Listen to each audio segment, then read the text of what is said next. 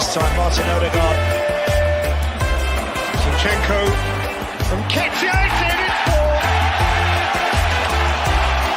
Martinelli tiptoeing in. Predatory, perfect. There is a gorgeous arrogance about Arsenal now. It really is. They are enjoying every second of this. Hello and welcome to Not Another Arsenal Podcast, aka the Lucas Podolski. No, the Carlos Jenkinson of Arsenal Podcast. Dude, still again. My name is Mike Kurz, your host. Today we're going to talk about the end of the era, if you will. Edu's leaving. We're going to talk a little bit about the future of Zinchenko, Gabriel Jesus, shenanigans like that. We're going to talk about the title race. We're going to get into it. It's more of a recap of the last couple of weeks and how the Arsenal season are going, because God knows what are we going to talk about at this point? At this point, boys, the depressing Newcastle game that like the ball wasn't played for like 15 minutes or so for the entire game. I don't know. So let's just catch up and have some fun, and let's have some. What is this? What do you call meta conversation, Chris? If I'm not mistaken. Yeah, meta. Meta. Let's keep it meta. First and foremost, as always, Chris, welcome back. It's good to be back. It's been a while. I mean, what else are we going to do on a Tuesday night in November? November 5th. There's nothing else going on TV. Nothing else going on in the world, in this country. Nothing at all. BX showing up to keep us company, to keep ourselves distracted from the madness and just enjoying ourselves some good football talk. We know who the real ones are. People who show up in our live chat on Tuesday, November 5th. Yeah, very much. Very much. Yeah, I'm good. Mike. We got lots to talk about, lots to catch up on. Lots going on in Arsenal world, honestly. So hopefully this is not a 3-hour podcast, but no promises, people. I'm on the Irish whiskey. I could promise that. I'll go ahead on a limb and promise that there. So Kelly's on the Irish whiskey, which means we could, if Mike will let us, we might actually go on the 3 hours. I'm just gonna wait and see like Mike's just like slowly slouching enough to just be like off the screen. Just pull us out of his chair. I know my time is all screwed up because, as you guys know, like the daylight saving time thing is like I don't like this feels super late to me because I've been going to bed at 7 recently as like the old man that I am. So this seems very 1 o'clock in the morning though. Like people don't understand the time. I can't believe when we actually like hung out for an entire weekend. Like Mikey was out there with us, like putting him down, and then like when you cross-reference that with his schedule, he must be like some sort of superhero. Because it doesn't make any sense. I'd be in bed at 5 for you, buddy. Well, yeah, I think because of me, you guys did end a night or two a little bit earlier than you guys would have expected. But I mean, it is what it is. But hey, the USA jersey, very nice. All right, so let's start Arsenal again. Live chat. I'm not expecting to be lively because we are crazy enough to do this on election night, but kind of shows you where our priority are. I mean, if anything, we're consistent. We all voted. We may not have voted for anybody that was on the ballot, but we voted today. Yeah, so. I saw one that write-in vote for Otani. That was you, Mike, wasn't it? That was me. No. Japanese baseball. I said I was voting for Mikel Arteta, and I did. Damn it. Okay, I kept my word for it. So. Okay. Where are we gonna start? I mean, difficult question here, but let's talk about a little bit of the social media shenanigans that's been going on. Chris, talk to me. Do you feel at this point in time, 10 games into the season, are Arsenal out of the title race? Good Lord, you just dropped that bomb right on me. We're gonna start here, huh? Yeah. I think I went big a couple of weeks ago and said we were out of it. Even before the Newcastle loss, and then I certainly was really downtrodden after the Newcastle loss, seeing that we were 5 points behind City and then 7 points behind Liverpool. It's really easy to have knee-jerk reactions this time of year, especially with all the expectations placed on this team, this squad, this part of the project. How we finished last year, 2 points off of the title, and with reinforcements that came in the summer. We can talk about that as well if you want, but I think today maybe I'm huffing the hopium, the copium, whatever you want to call it, but I like it. Watching City struggle right now, 3 on the bounce. They've lost, in the EFL Cup to Spurs. They lost to Bournemouth in the league. They just lost, embarrassingly so, to Sporting. Mm-hmm. It's one title rival that I feel like we still have to worry about. There's still City. But I'm not seeing. I'm seeing a club that is struggling to come to grips with the number of key missing personnel from an injury standpoint. Rodri obviously being the obvious one, but they're having to try out a ton of academy kids. They had a starting center back today, an 18-year-old who, I'm sure he's really good, but boy, putting him into a away match in the Champions League isn't great for his development. And it's like us starting 8 in heaven. Totally. Yeah, exactly. In a away Champions League place. Or Miles Lewis Skelly, or any of our guys, right? Like, because that was his first. I think that was his first senior appearance, or first senior start for the club too, for City. So like, yeah, that was not by choice. That's they had to. That was a needs must thing. There, right? He came off the bench, I believe, either against Spurs or Bournemouth. So he has made an appearance for the senior team. But yeah, Haaland doesn't look right. I mean, he missed a penalty today, and De Bruyne came off the bench today, and he was throwing a hissy fit. And like when De Bruyne starts throwing a tantrum on the pitch, that things are not good in Manchester. So all in all, I'm feeling better than I did after the Newcastle loss. I'm not saying that we're in it. I think we've got a lot of work to do. I think, every season under Arteta, especially lately, we've always hit a bump like this where we've lost a couple on the trot, and we're all thinking, boy, are we ever going to win a match again? How are we going to turn this around? And then we figure it out. So perhaps it's happened early enough in the season, and seeing Odegaard back in training with videos and pictures today suggests to me that he's close. May not see him at Inter. Maybe we'll see an appearance against Chelsea. Who knows? But he couldn't be coming back at a better time, because I think, we've dearly missed him. And he's not going to solely fix our issues, but I think he'll be a big boost to how we play, and I think our ability to collect points. So if this is merely the same kind of bump that we've had in seasons past, and if we can pressure test, kick the wheels, kick the tires on Liverpool when they come back from international break, they've got a tough stretch of games coming up, and we're going to see how good they really are. They've started off strong. I think they're better than we all suspected. I don't think we're out. I think we're definitely like outside looking in right now, but we've got 28 games left in the season. I don't think it's going to take 90 points to win the league this year based on results. I don't believe that Liverpool can continue this kind of pace, and I think City will struggle.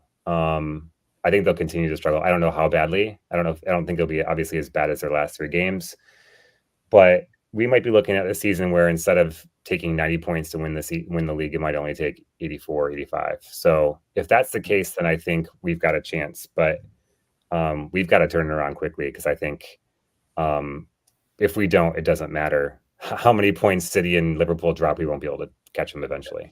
This has a distinct like tangy, off-putting, acrid flavor of when we didn't get over Leicester. Yeah.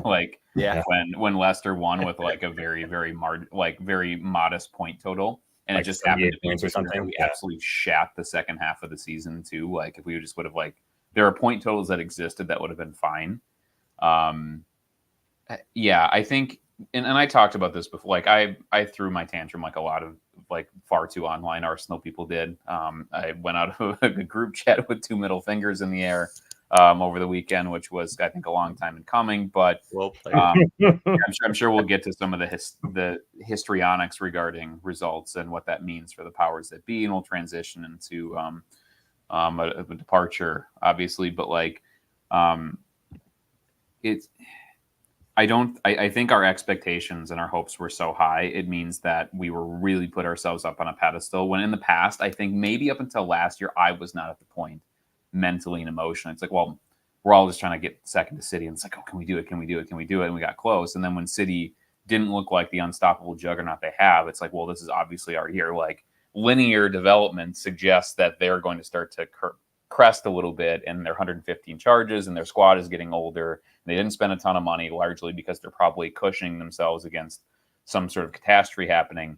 And of course, we get this absurdly hard schedule in the first 10 games. We get a bunch of injuries to key guys. I don't think we recruited particularly. We had kind of a 6 out of 10 window, so we didn't have the huge difference maker player. We maybe didn't recruit the exact right kind of players. And then, oh, by the way, everybody got hurt. And we're just like cycling through all these players. And we have like Miles Lewis Skelly playing in crunch time away at the Etihad. And we have 3 red card or comical red cards that will not be a red card again the rest of the season. Like all of our normal like Arsenal like goofiness seems to have happened in like the first 3 months of the season.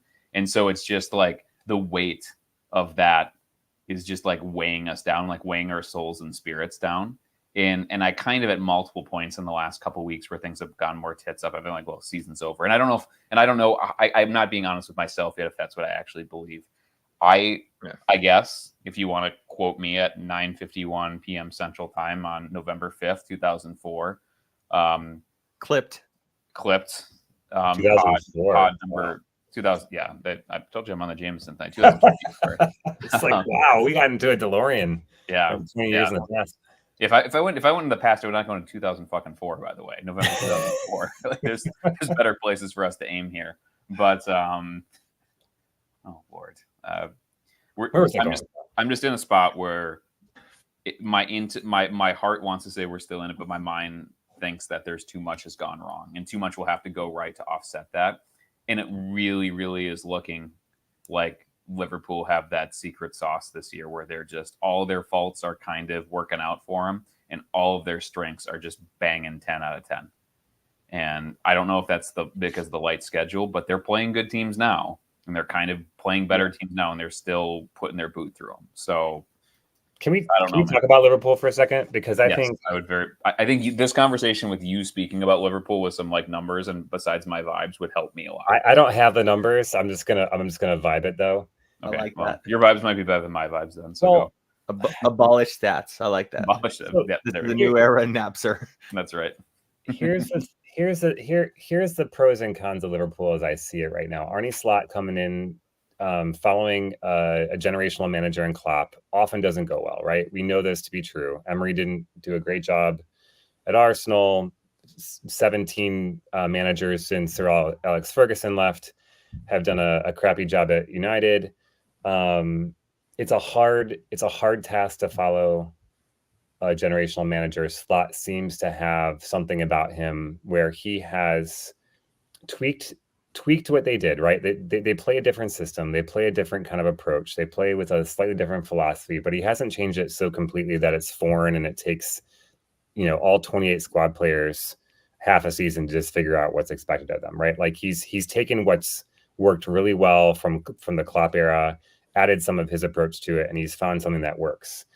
So I think that they have that going for them. They also have this as the infamous new manager bounce. If you put any credence into that, I think some of that's happening as well, where the whole league is learning how Arne Slot plays. And I think every team who sees them for the first time is seeing it for the first time. And I think they'll learn a lot having played Liverpool once. I think the proof is in the pudding when you play them a second time, when enough teams who have sussed them out, who have the talent to go toe-to-toe with them, enough teams can watch tape of when that happens. I think Arsenal was a good example of that. I think we played them actually really well until we had to play a back line of who we played in the second half. And that's where I think we just ran out of juice. But I think we outplayed Liverpool for the vast majority of that game. We probably should have had 3 points. But I think other teams will look at that and say, what can we take from what Arsenal did against Liverpool and apply that to what we're good at? And I think that will be the test for Liverpool. When they see teams second time around,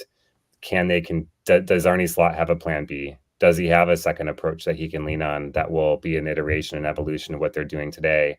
Or is he a one-trick pony? Nobody knows, right? So that's one thing. I think too, again, they have played City, they have played Arsenal, and they have played Chelsea. They didn't look good against Chelsea.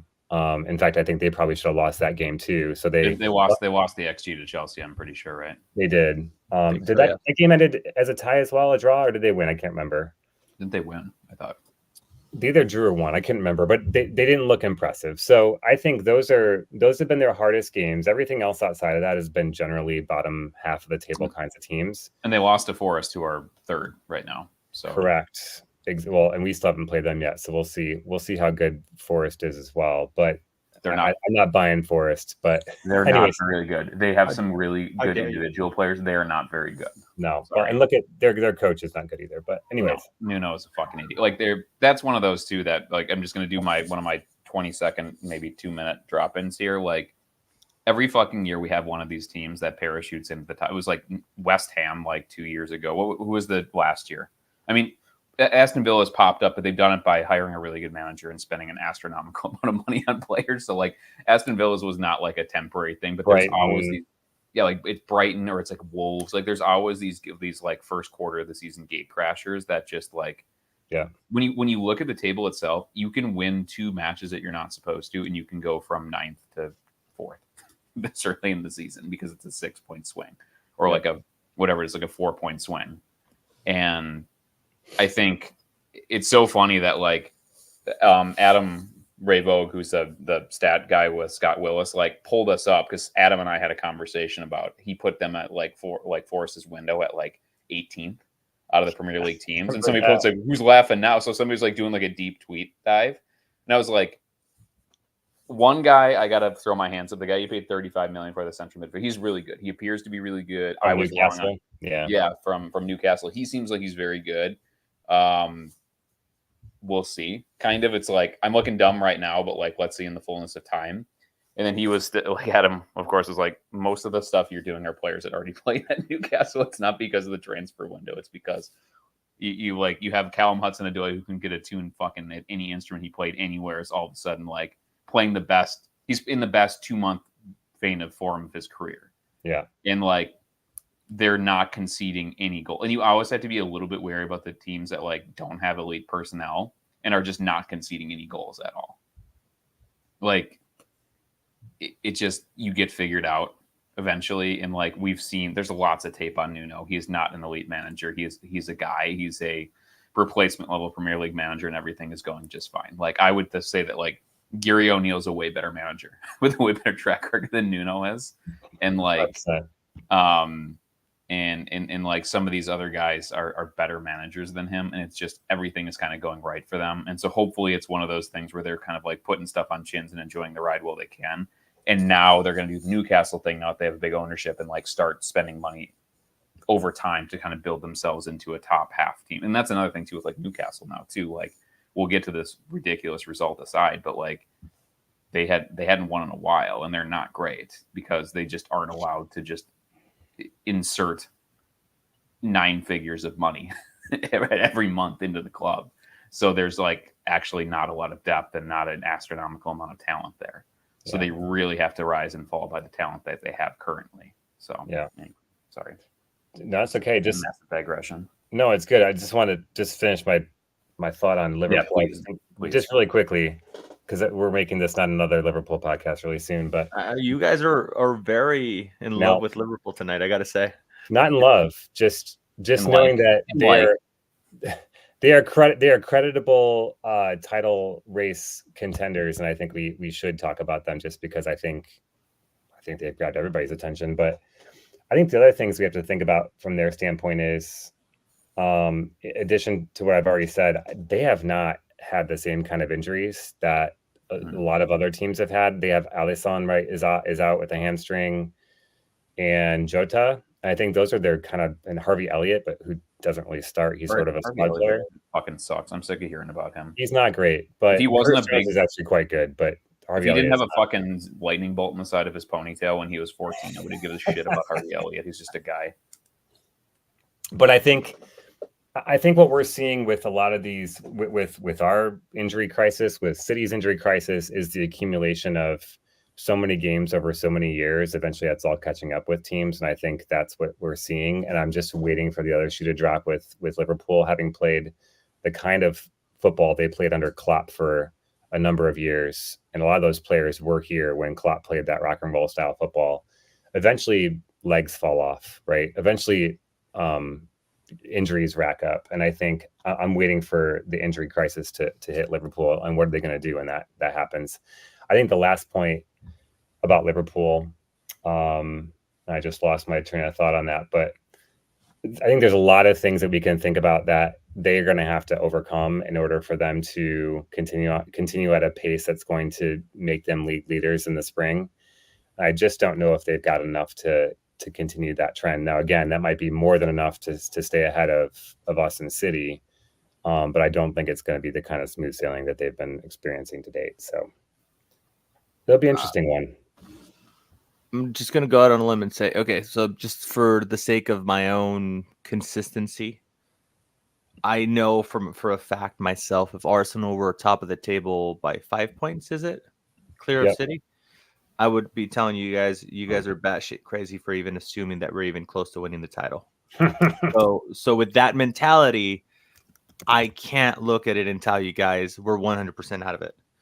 Liverpool are doing extraordinarily well. They have played 8 shit teams. One of the teams that 7 shit teams, and the gooder team out of that is Forest. And they had the opportunity to win at home, and they lost versus Forest.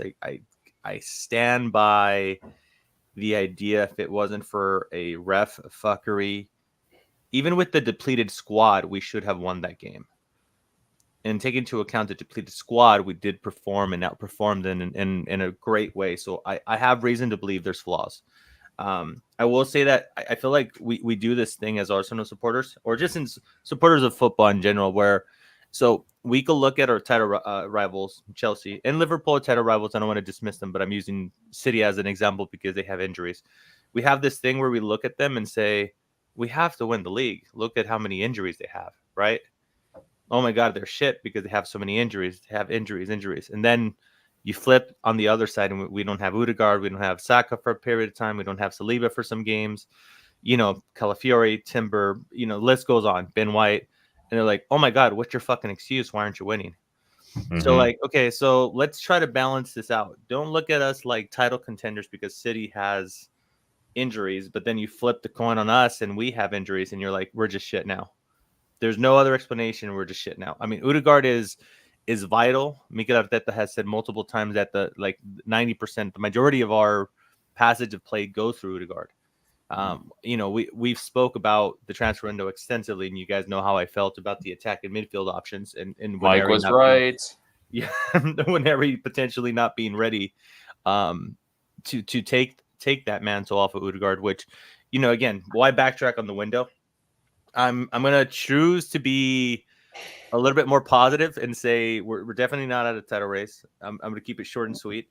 And I will follow up by I was having this discussion in a random group that I'm in, that I feel like if you start thinking about how City game played out, that Trossard read, how was it Southampton, Brentford at home when Declan Rice got it was Brighton when Declan Rice got the red card, when we didn't get the last goal versus Liverpool, when all these things, and you could assume this is going to continue to be a big fuckery of the PGMOL, and this will continue happening. But I can't help but believe like the Newcastle game seems so deflating because yes, 100% we played like absolute shit. However, I do think if we had like 4 or 6 more points on the board, this would be like a bleep. They'd be like, oh, okay, there's our one bad game. It's just coincidentally, it's negative result after negative result with some referee fuckery. And then the Liverpool game, look, you could add all the context you want in the world, but it was one of those games that you're looking at it like, okay, we're going to shut them up. We're going to put the muzzle on them. We're going to beat them, and things are going to be great, and we're going to be top of the table. And unfortunately, it didn't pay out that way. So I think it's like a psychological thing. Sophie Nicolau from Highbury Squad, she had a guest on, and she had made mention that this, I'm verbatim here, I couldn't quote everything exactly, but she said her guest said, being underdogs, cool. Going in at title challengers, awesome.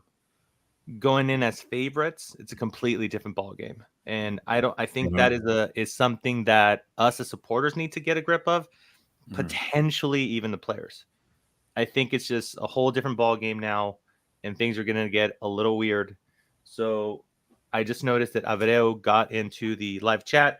I wasn't going to do this, but since he since he came along, I mean, I might as well just play along with this and wear my Dodger hat. We are, in fact, World Series or champions of the world, as they like to say. Mike's going to be doing this 6 years from now just because it's the only thing we have to hang our hat on, literally, is LA Dodgers World Series.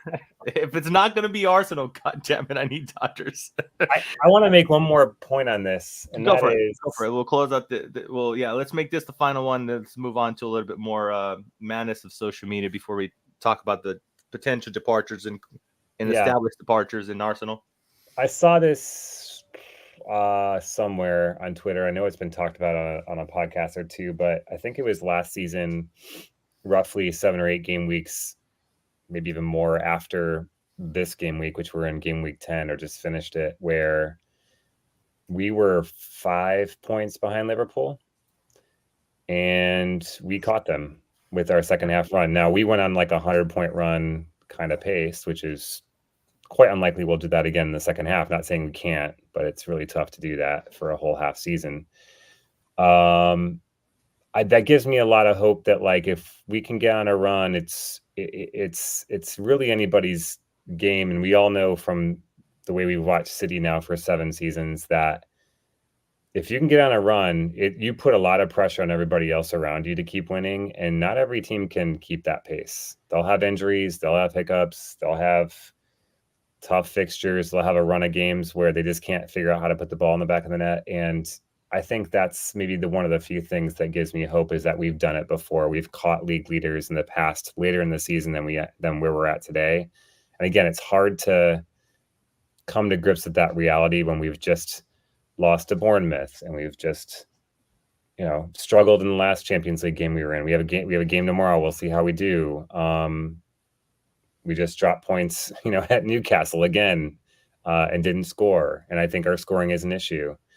But we've been there before, when we had that streak last year of losing to West Ham, losing to Fulham, losing to Aston Villa. I think those are maybe 3 games in a row or right clumped together towards the holiday fixtures last year. We overcame that. We turned it around the second half. So I'm hoping, I'm praying, I'm believing that we've got a response, and Odegaard's coming back gives me a little bit of belief that can happen. So stay positive, Gooners. Stay positive.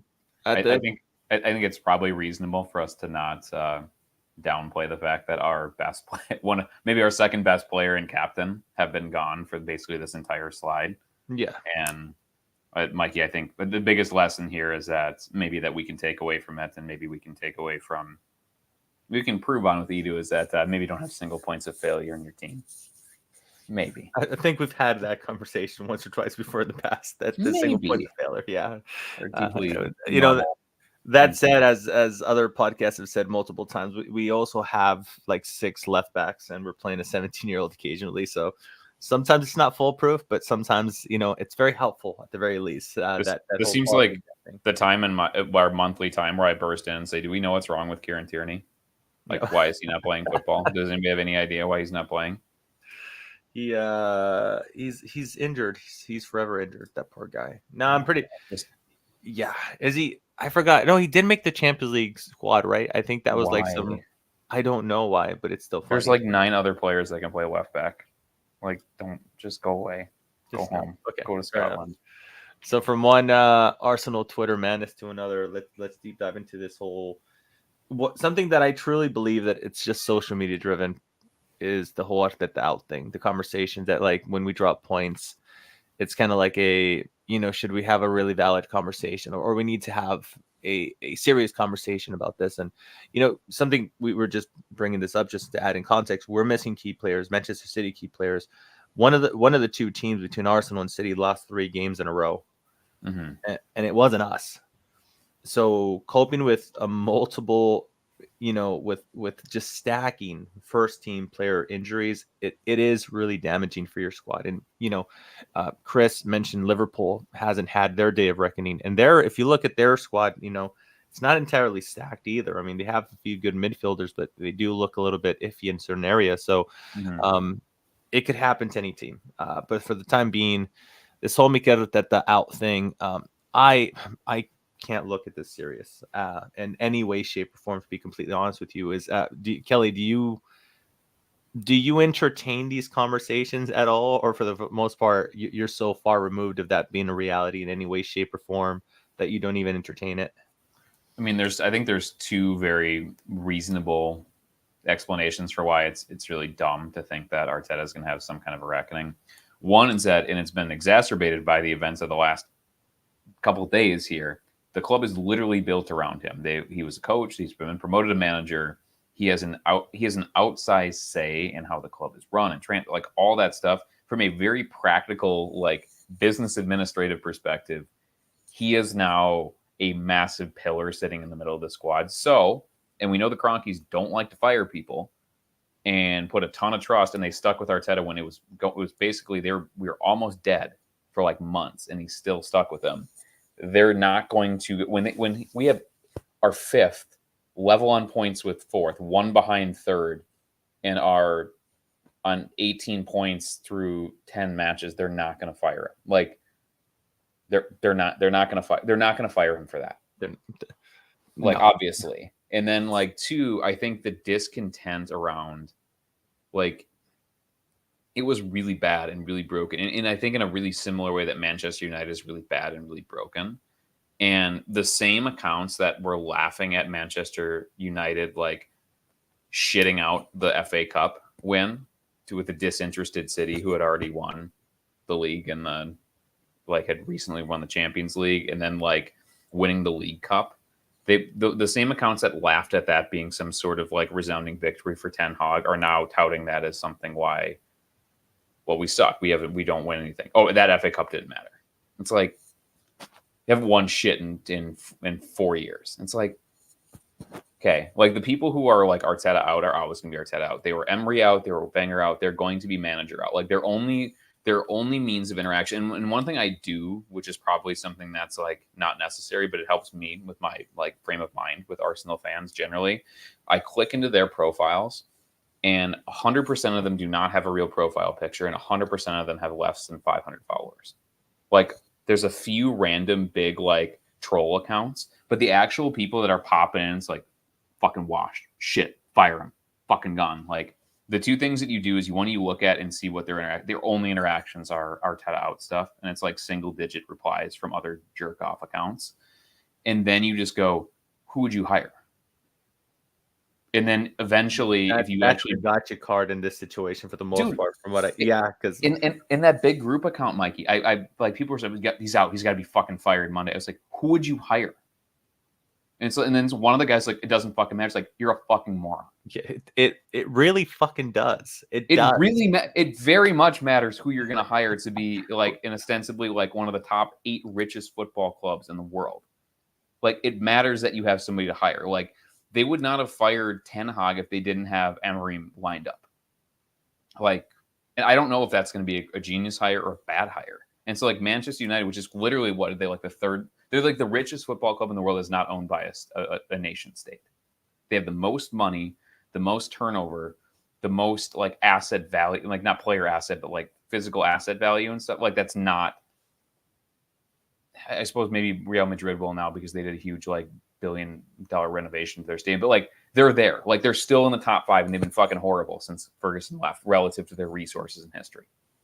And they're still kind of taking a flyer on a defensive manager from Portugal who's like the same age as Johnny Evans. Like it's not great out there. There's tons of like Pochettino is coaching a national team, like Thomas Tuchel is coaching in a national team. There's not a ton of bedded in, battle tested elite managers that are like, again, Liverpool's a huge club. They hired somebody from the Dutch league that looks like a great hire now, but like people can't respond as to who they would hire because their thought and analysis has gone as far as things are not good in this moment, as good as I want them to be in this moment. So fire everybody and get rid of everybody. And that's not how elite football, that's not how elite sport works. Since Abramovich was fucked off back to Russia, and like since the FA has started to clamp down on some of this oil state, like dollar bill fucking machine gun things from the rap videos, like You can't do that anymore. You have to actually have some sort of coherent, cogent plan to what you're doing. You can't just set money on fire anymore.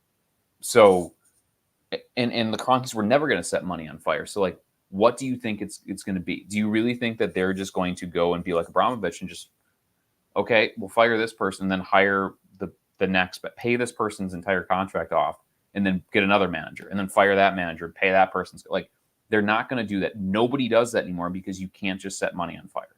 And frankly, like, the Kroenkes have billions of dollars and they're incredibly rich, but they don't have a fucking illegal money printer somewhere that makes it literal play money like Abramovich did and like an oil state does too. If you could just draw on the wealth of the United States of America and just pull money out of there, we're like hundreds of trillions of debt, whatever. But like, there's one illusion to the election. But like, our books look even worse. I don't know, Mikey. It's just so frustrating because it's like, even if I want it to happen, it's not going to happen. You know, it's not going to happen. So don't do that. Like, it's not interesting to talk about that. It's not again, dude. I'm at the point where, like, again, I look at you guys and I tell you guys all the time, social media is not even remotely close to reality, and the majority of the time. And you know, Chris was beefing with a random account that I got curious, and I click on his profile. What else would I be doing? Yeah, what else would you be doing? Like, I click on it. It was created a month ago. It literally had 66 tweets, and all 66 were out. My favorite kind of account to beef with, by the way. No excuses, all that type of stuff. And like, I don't know if they do it to troll for engagement. I don't know why they do it, but to your point, we've spoken about this plenty of times. Not a whole lot of manager out there. It's almost like any manager that you go out and get, you're taking a punt on. If you wanted a proven manager, Klopp is ready for hire. If you could like get him out of retirement, that's not going to happen, right? Ancelotti, one of my favorites, that he's not leaving anytime soon. Inter Milan's not letting go of Inzaghi if you want to go the Italian route. We could go on down the list, but there's a reason why, like we said in the past, United continued with Erik ten Hag. There's a reason why Vincent Kompany is at Bayern Munich. These things happen. There's a reason. Like, I mean, look, even for, and not to crap on him because he has a lot of trajectory to go. Leverkusen is not quite having the same season that they had last season, right? These things are very difficult to be consistent at a high level, and like to your position, Kelly, is you mentioned Slot. It's turning out to look good right now, but it's very much kind of early days for him. It's nowhere near the banker that Klopp was. Nowhere near. So you kind of just have to like just take a step back and just see how things played out. And most importantly, to your point, Kelly, elite sport organizations do not operate in the short here and now feelings. They're like, okay, let's see how this is going to plan out. Not only how this is going to plan out in this season. I think we're going to speak about Edu a little bit later, but he recently gave an interview saying that we're only halfway done in the process. Halfway. This is the halfway mark. Arteta is part of the process, if not the process. This is we still got a few more years of Arteta, boys. I'm convinced. Like I told you guys a long time ago, like 3-4 years ago, I think. I'm convinced he's staying for a decade. Like I told you guys at least a decade. I truly believe that. And I don't know if I'm convinced because we have an American owner, and traditionally American franchises tend to hold on to their managers for longer periods of time than football or soccer. I don't know. Maybe I'm just applying that logic, that American logic to Arsenal, but I just don't see it happening. So I'm not entertaining it. A, but B, in my opinion, he hasn't done anything to warrant getting fired yet. Like I fully understand. Like, look, we could go and review every single one of his seasons, and you're going to see how the season's been getting. The squad has been getting better and better, and because of that, our position in the table has been going up more and more. This idea of you bottled it versus Manchester City, really, you're going to really fucking say you bottled it versus Manchester City? Like, that's another question you bring to them. Is you say, how many other teams have beaten Pep to the title post his first season when Chelsea beat them? Liverpool did in a COVID season. Well done. One season out of 7.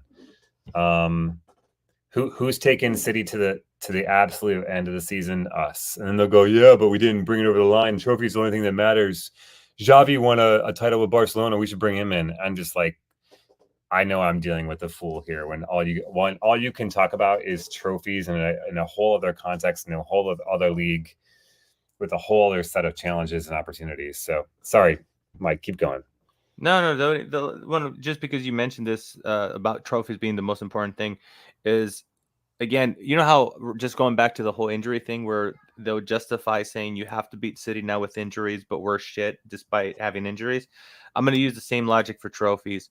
They say Erik ten Hag is, and I've seen Arsenal supporters say this, well, at the end of the day, he has more trophies than Arteta. All while completely mocking and laughing at United every single fucking time they took an L. Like, LOL, this guy's fucking clueless. LOL, this guy's a moron. Oh my God, we want you to stay, right? All this shit. Mm-hmm. All while saying, well, he's more successful in Arsenal than Arteta. I mean, dude, you're not comparing shit. I could tell you this much for free, Chris. Those same people that are currently running those accounts that are like hell bent that they want Arteta out for any and all reasons, I could tell you this: if for one reason or another this season we end up with just the League Cup, they're going to say it's not good enough, and that's just how it goes. It just goes up and down, and so. Like I said, I don't, not only am I not entertaining this, I don't engage, as you know, with these type of comments. I learn from you. I just find these things kind of silly, but I don't know. Do you want to round off the conversation to add anything to it, Chris, or do you want to move on to the next subject? I think we've probably given it more time than it deserves, to be honest, because as you said, Mike, these people are mostly trolls or entitled brats who can't see the full context of where we've been, where we're going, and what's available outside of Arsenal. There just isn't. There are no alternatives.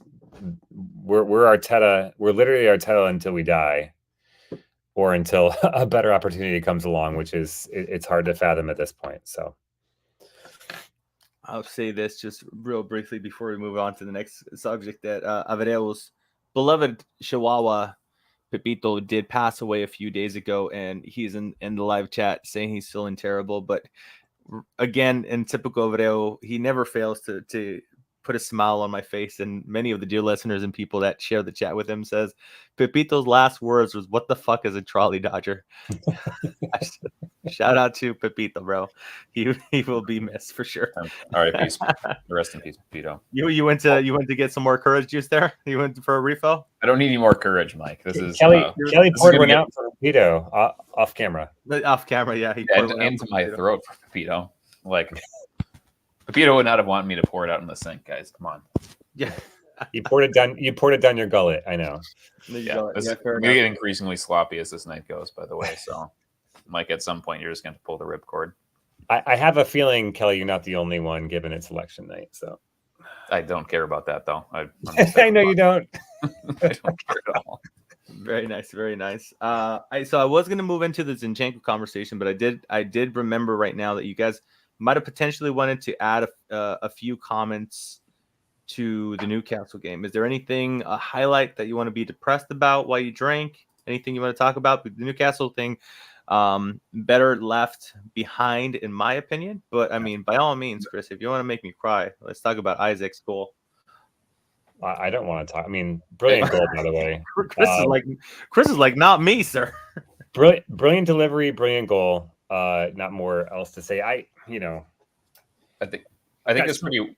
It was well covered. Sorry, Chris. Like, go ahead. It's interesting that I think that he normally plays on the left and Gordon played on the right, which and I think it was, I don't know if it was maybe Clive pointed this out, but it was kind of an interesting tactical tweak that it kind of appeared that we were not necessarily super ready for. I think Arteta was, but keep going. But anyway, I think Gordon is one of those players that he's like the stereotypical like 6.5 to 7 out of 10 English player that does a lot of English football stuff. And that was a peach of a cross. It was a great cross. I'm not sure what exactly Saliba and Gabriel were up to, letting the primary target center forward stand directly in the middle of them. But On that goal specifically, I think it's one of those fair play things. I mean, they are both elite international players for who they play for and the minutes that they get, and it was a very great curling cross that was pinpoint, and it was an outstanding header. And there's a reason why Arsenal fans are kind of hypothetically circling Isak, because he's an outstanding forward when he's healthy. So, I mean, I think we should have closed out that. It wasn't defended particularly well, and I think maybe that's been a pattern of some of the chopping and changing in defense, that we haven't defended particularly well, and we've left these gaps that have led to goals. But my larger problem, and maybe we'll get into this as we try to do a truncated touch on that, is that like one goal against a kind of a pretty average Newcastle shouldn't be enough to just bury the fucking game, and it did. And that's, I think, the larger problem is more about how we didn't attack rather than how in a few bursts we didn't defend well, I guess. I can build on that, because my prevailing thought after the game, even during the game, was we're playing the game that Newcastle wants us to play. And in fact, I think I said that in our back channel. Yeah, it was so obvious to me from the get-go that they were playing a mid block. They were stuck. They were blocking out the light in the middle. And we put all of our technical players on the outside of the pitch. So we played into their hands by putting Partey at right back, by having Kai and Trossard up top, by having no progressors in midfield. Moreno and Declan Rice are not progressive passers. They're just not.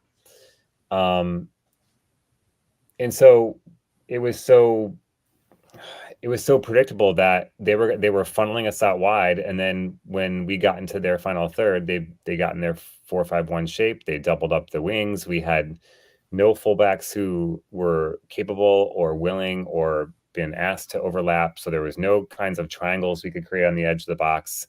And we were left with Saka and Martinelli facing 2 or 3 players on the wings. And so what did we do? We just hoofed in crosses from outside the box, and Newcastle are really good at that. They're a big team. They're a tall team.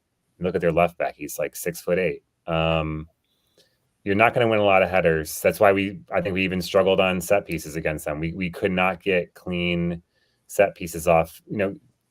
Forget the fact that our delivery was poor. I mean, I think our delivery was poor on set pieces in general and on corners, but even when it was good, we could not get clean looks off of, what I think is a real strength of ours, which is corner kicks and set pieces.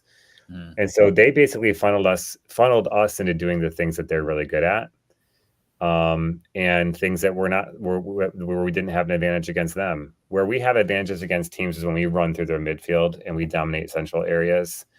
And we didn't have Odegaard, so that was obviously a big miss. But you cannot rely on that 4-2-4 kind of setup against a Newcastle that's going to play a mid block. We can't. And I think that's my one criticism of Arteta, is that he keeps telling us he wants to build a team that's ready for any type of situation.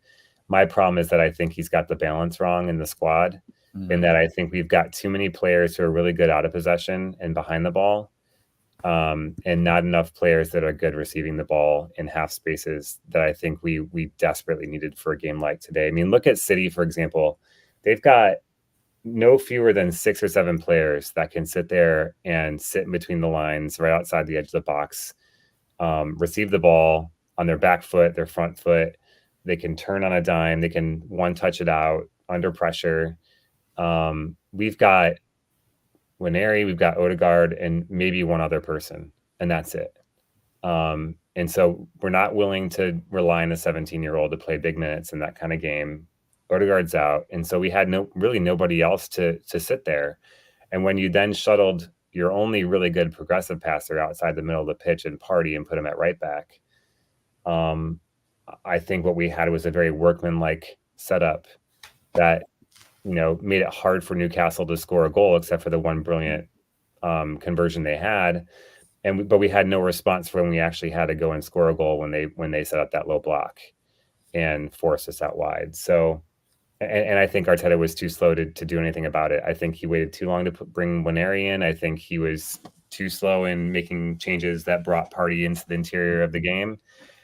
And we struggled for it. So, and it showed in the beginning of the second half. I think our poorest period, I think we were fine the first half, right? I think a fair result in the first half would have been a 0-0 draw going into half.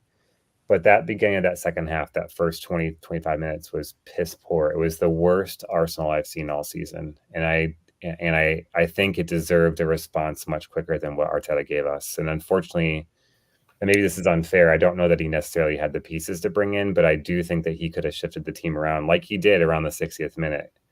And it just did it way too slowly. So yeah, that one felt a little bit like it was on Arteta and a little bit on the players for having, perhaps the wrong kind of attitude. They look jaded. They look tired to me.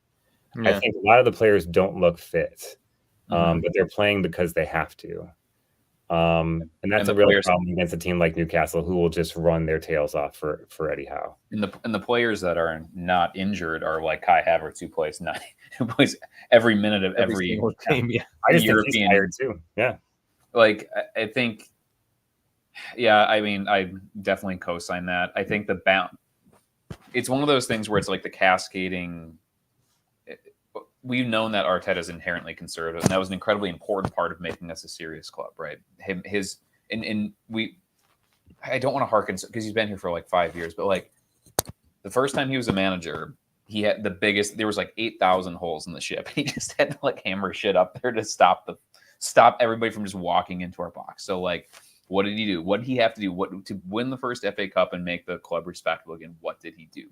He was really conservative, shut up shop, fucked off all the defenders, brought in defensive reinforcements, and started building a structure from the back. So I think in times of trouble, knowing that he has only 5 years and this club experience to draw on, when things get tough, he leans into his conservatism and defensive instincts. And I think that has not been great at points, but like in this match against like an underachieving but a talented Newcastle team, like they had that one chance and that's it. The issue is that I think the trickle down issue makes this a good way to get like out of and back into a more meta conversation, because I think some of our if an Arsenal team was to fail now, you basically draw up the Newcastle game, like become vaguely threatening early, but not have the final ball, thrusting, get a lot of touches in the box, get pegged back by one good chance, and then just kind of like horseshoe pass around and not create more than a few half chances the rest of the way and then lose 1-0 in a frustrating way. Like we've built a squad, and I think maybe even some of our like the Moreno signing, I think is one that like we talked about that in our back channel too. It was maybe not Moreno in a signing was not bad, is that he was the only signing because we very clearly needed a more of an attacking midfielder profile. Mm-hmm. Like, or again, when you're doing Calafiori, it's that you got Calafiori, who seems like a really talented player. It's not bad. It's that you also needed a wide forward. And we chose like, so whether it's because the other players in more positions of attacking needed kind of that consistent thrust, like the depth of attacking out, like maybe individual dribblers and end product guys, not having those players healthy, and then not again, but Mikey even said this before, it's hard to go and bag him for getting Calafiori because basically all of our left backs have been hurt too. And all of our fullbacks and all of our defenders who are playing Russian roulette back there with whoever's fit. So like, I mean, I don't think that we did a great job in the summer transfer.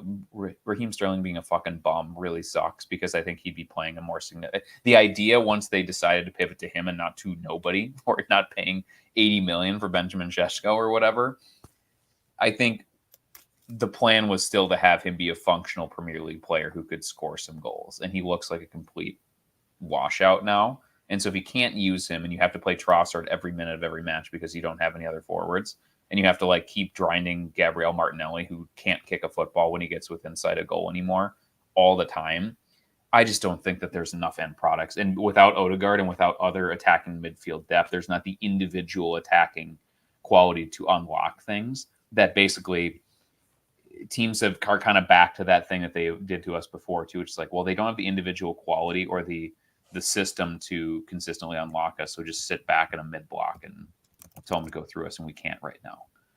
But again, I think that's not a single. I think it's not a single thing that we can point to. But again, the Newcastle game is more of a microcosm where it's like we have a lot of players that are injured. Some of the players that are injured are in key attacking or carrying roles. Again, like Thomas Partey at right back, great with retention. there's no overlap. Like unlocking Saka, having Ben White overlap is a really big deal. Or having Timber overlap or invert and add something in the box is a really big deal to get somebody off of Saka. So they can't just like they were literally sitting with Dan Burn, Lewis Hall, or they had 2 guys on him literally the entire match phone. Yeah. Knowing full well that nobody else, because at this point you can kind of ignore Trossard and Martinelli in the form they're in. And so you don't have to worry about the other side. You can just collapse on Saka and say, well, who else is going to beat me? And the answer is nobody. So that's I think another criticism I have of the way we play this year, and I think perhaps the way in which they're being instructed to play, which is I don't think we do nearly good enough in transition, especially when we turn over the opposition and they're not set up in whatever shape they're in, because we historically, not in this game, we were poor on the press, but historically our press has been really good in creating turnovers. And I think Arteta instructs them, especially if they're not in the final third. You can see him on the touchline. He's like calm, right? Like make a couple passes, get into shape, and then let's advance the ball to the pitch. Let's progress. I think he believes so much in that rest defense kind of principle where, you know, the most vulnerable position you can be in when you have the ball is when you're out of shape, because if you give up the ball, then you're just as vulnerable to the counterattack. But I would love for him to take a bit more risk and take a bit more chances when the other team is also facing that similar precarious position where they're not set up as well in their own shape, and we just blitz teams and put them under pressure, right? Because I mean, look at what Sporting did to City today. And again, I think part of this is that we don't have the right kind of qualities in the attacking end either. Like we don't have blistering pace, both in our midfield and in our wide areas. I mean, Saka's fine, but he's not. I wouldn't call him like a speed merchant. Martinelli can be fast, but he doesn't make the best decisions. Havertz, I wouldn't call fast. And I think Trossard is slow. So.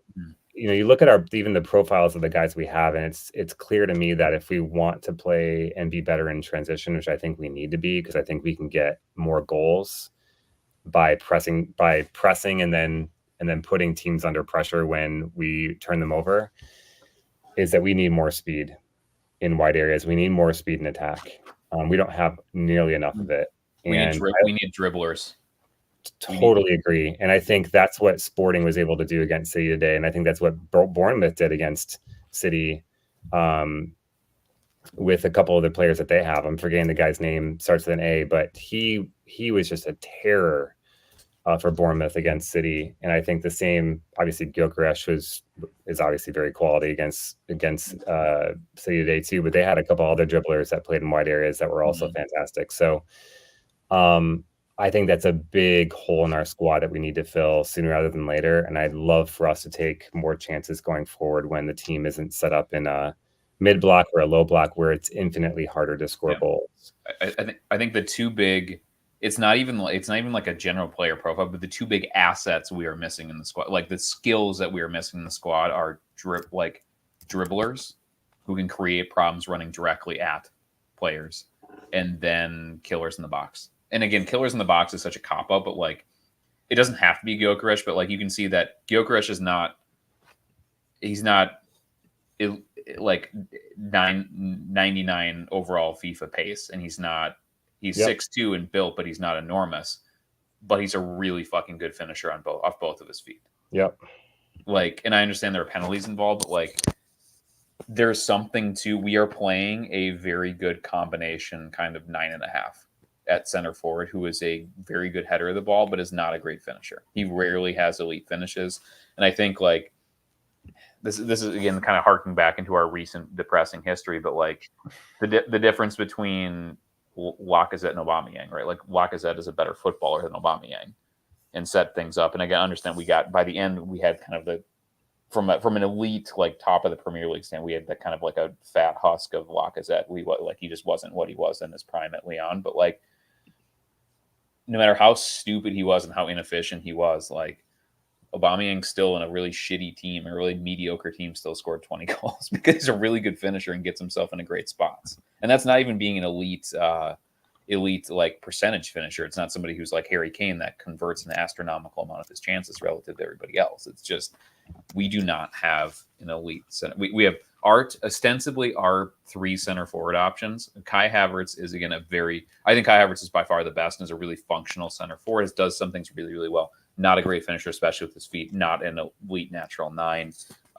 Leandro Trossard is a high level utility player who is a good finisher in the box, but he lacks the physicality and consistency to be able to get into those positions and finish readily.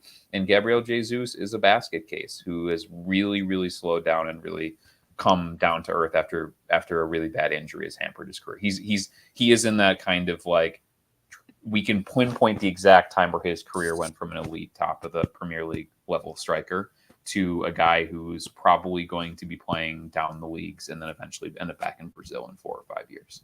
That's where we're at.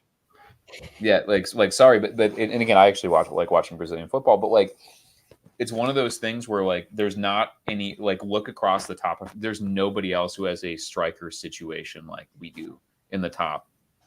I mean, we're gonna ignore Forrest because they're gonna be out of there soon, but even like Dominic Solanke got 2 tap-in goals. He sucks, and Spurs just paid $70 million for him, and he's not a particularly good footballer. Like, it's really fucking hard to sign that guy.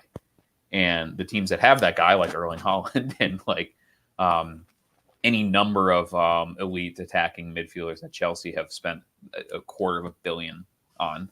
And like, there's a reason why people throw astronomical amounts of money at multiple players to get that position right. Mm-hmm. And we have spent, to Chris's point, we have spent very little money on very few of those players. And the one that we did spend the money on, basically here of those 3 players, Kai Havertz was about to be a midfielder. It didn't work out, and thank God he's a good forward because it failed out that signing. Trossard was a late pivot, was a value play because he had fallen out with his manager, and he is not meant to be a striker. He's a utility player who plays as an 8, a 10, or a 9. And then Gabriel Jesus' knee exploded, and he hasn't been the same player since. So like those are our striker options. And for a team that's ostensibly supposed to win the Premier League and the target would be 90 plus points, that's not good enough.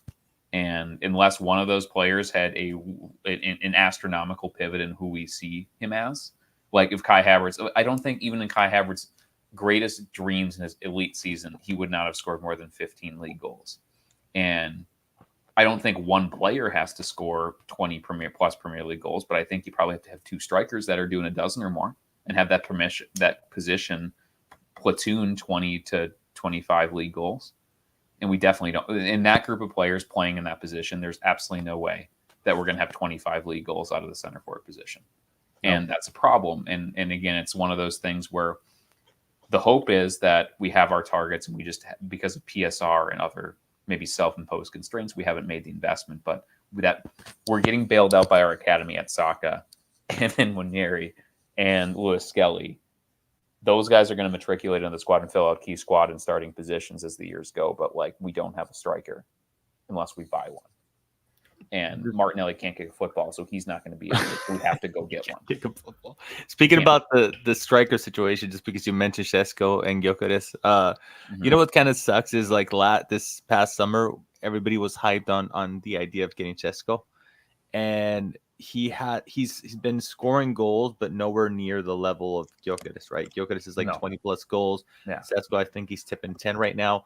It's funny. It's just a perspective type of situation, right? But literally, if Arsenal do go back, let's say next summer, if you want to dream about it in January, however you look at it, but if you go to get Šeško now with the numbers that Gyökeres has been doing the last two seasons, I'm pretty sure there's going to be a large amount of the fan base that are still going to be underwhelmed.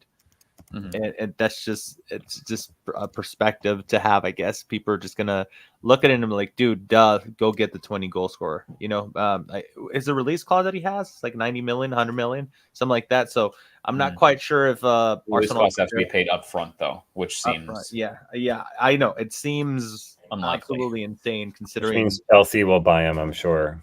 Sell themselves. They are in that Chelsea are going to buy them with the World Series money that Dodgers, they'll sell the Dodgers to themselves with all the merchandise that I bought. Yeah. Just puts it on the Dodgers credit card. Has to borrows I money love from that idea, dude. Otani. All right, boys. Let's dive into the Edu Gaspar conversation, guys, because I know that this is something that's going to take a little bit of time. So long and farewell, but let's start first and foremost on how he's leaving the club. Anybody else feels like it's a little bit of a dick move to just resign? Like, I feel like it was pretty abrupt, right? The news came, and then the club statement came, and it seemed like my guy just walked in on a Monday morning and said, "You know what? Screw this, guys. I'm quitting." Now, I fully understand on a professional level why he wanted to leave, but I don't know what I was expecting, and I know that business is cutthroat, but holy shit, dude, he just got up, packed his bag, and took off. Like, I don't know what I was expecting, Chris, but I guess I wasn't expecting surprise I quit. I don't have a lot to say on this other than reports have suggested that there have been talks going on this for a while. That this didn't come out of the blue, that he's been courted by the Greek guy from Nottingham Forest. Sorry, I can't pronounce his name. I'm not going to try. The guy who basically owns Olympiacos and Nottingham Forest to basically be the front for his multi-club ownership model. Yeah. And so, yeah, it's hard to know what was said, what was debated, what was discussed internally at Arsenal, whether that was an amicable, you can leave now, or whether that was Edu pressing for him to leave as soon as possible.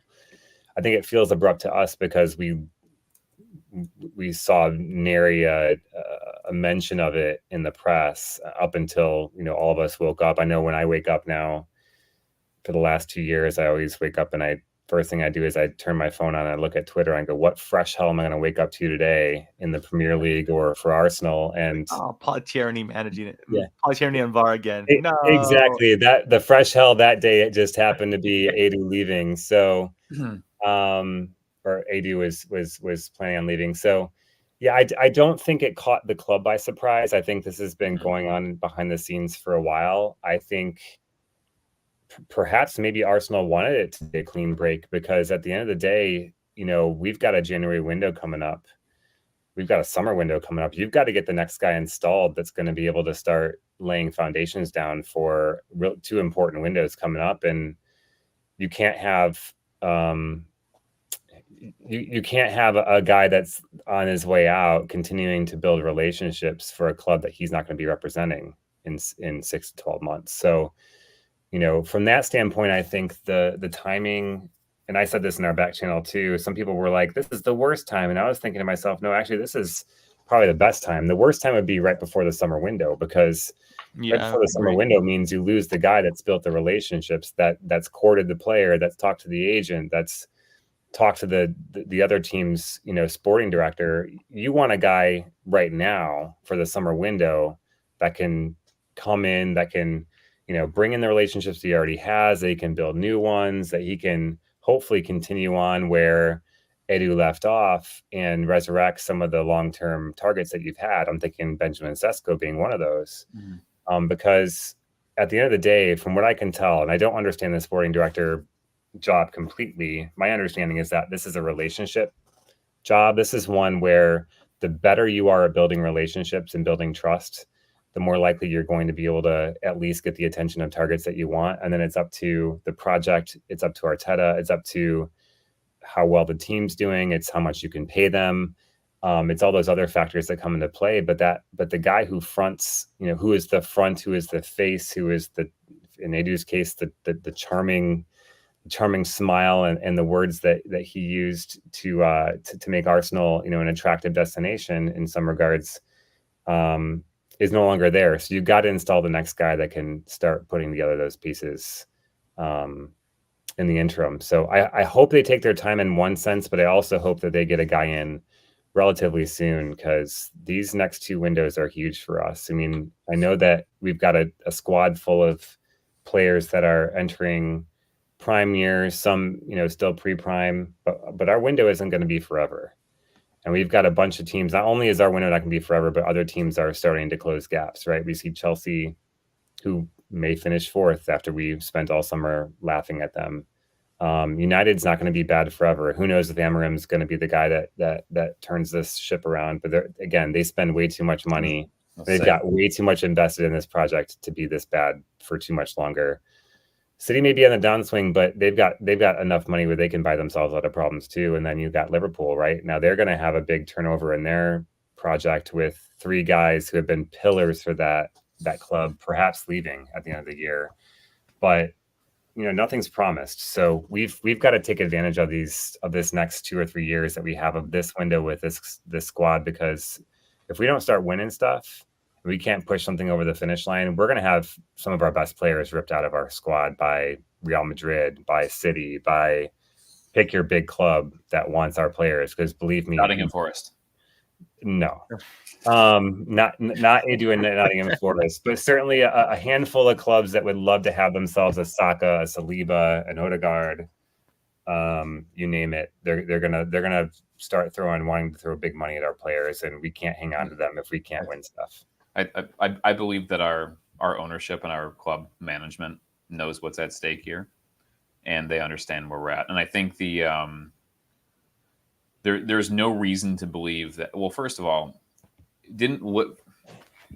Liverpool just did this thing where they struggled to hold on to Champions League football because everybody got injured, right? Like that didn't happen that long ago.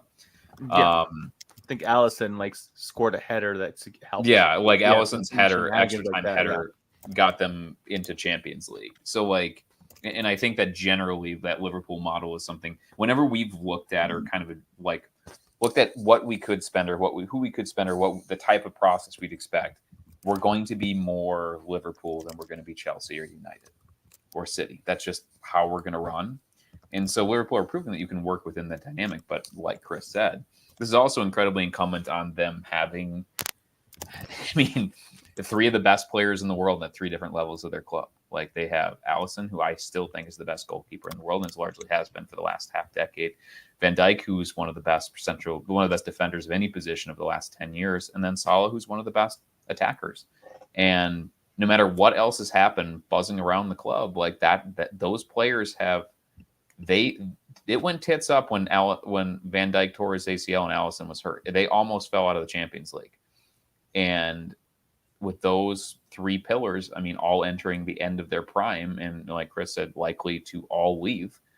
I suppose if they go to Saudi, they will get a good amount of money to reinvest, but you can't, whatever money they get from there, they're not going to be able to buy another Van Dijk for 5 years, Allison for 5 years, and Salah for 5 years. They can't do it. It cannot be done.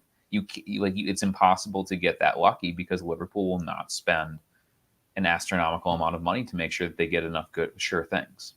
They'll go back and buy the same type of players that McAllister was and that like Gravenberch was, and they'll take guys that are sometimes maybe good, sometimes maybe shit. Like that's just how it goes. And I think